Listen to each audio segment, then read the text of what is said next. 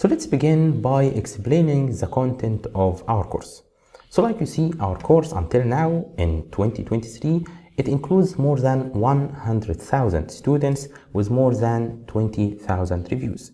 The course is a bestseller with an average rating of 4.6, which is a very good rating on Udemy platform. So if we go down, we will find that the course includes around 29 hours of video content.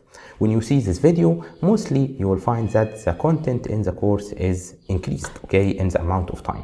Why does this happen? Because in many tools, sometimes the tool includes an update to its content, the way you deal with it. It covers more types of testing, and in this case, I begin to record new content for this purpose. So this is why the course content is always updated. You might find it increasing, but don't worry, just go for the course in one time. And when you find that you need to review any topic, for example, you are using JIRA in your work or Selenium WebDriver, in this case, you can go back to the section that explains this topic and you will find it updated to the latest version. So like we see, I will begin at first by talking about some basic concepts of software testing. Before I talk about software testing, I will talk about software development in general. What is the software, how it is developed? Because I'm assuming that not all students are from a software background. Then I will talk about some theoretical concepts about software testing, like the test types, the test levels, the test process, and what is software testing, Then we will talk about manual testing. So manual testing is the most important skill that you need to gain as a software tester. You might be hearing that test automation is becoming more popular now, but we will still need manual testing in coming years, This is why we focus on it at the beginning.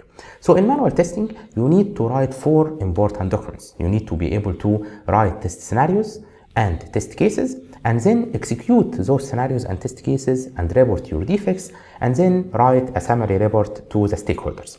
So here we begin by writing the test scenarios, then test case writing, and of course we will talk about writing them using more than one tool. For example, in test scenarios we will use Trello, in test cases we will use the FireScale. I'm trying always to use the most popular tools in the market.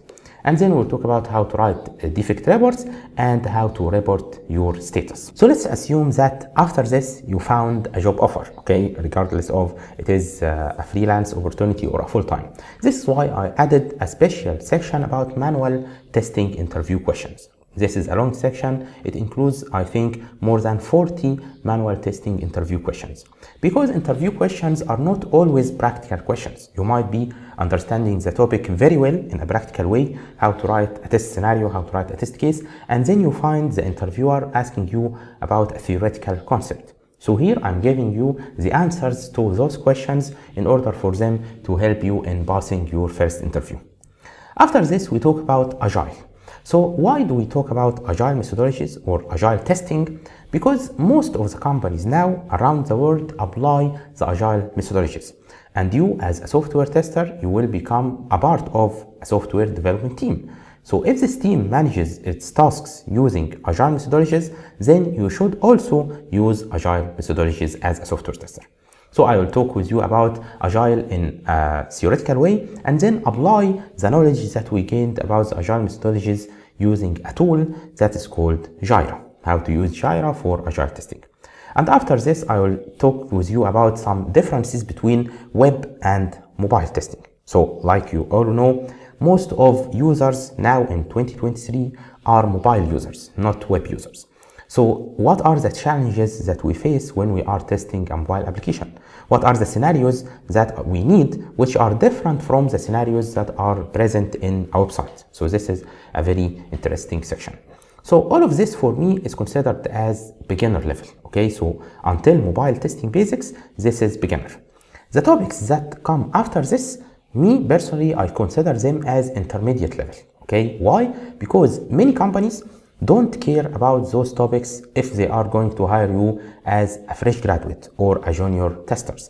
But on the other hand, if you are going to work in a big company, a multinational company, if you are going, for example, to work as a freelancer, but with a high hourly rate, in this case, you might need the intermediate and advanced level topics, So if you are just understanding the field in a general way, you can stop at the basics level, okay, or the beginner level. But my advice to you is to continue the course until its end.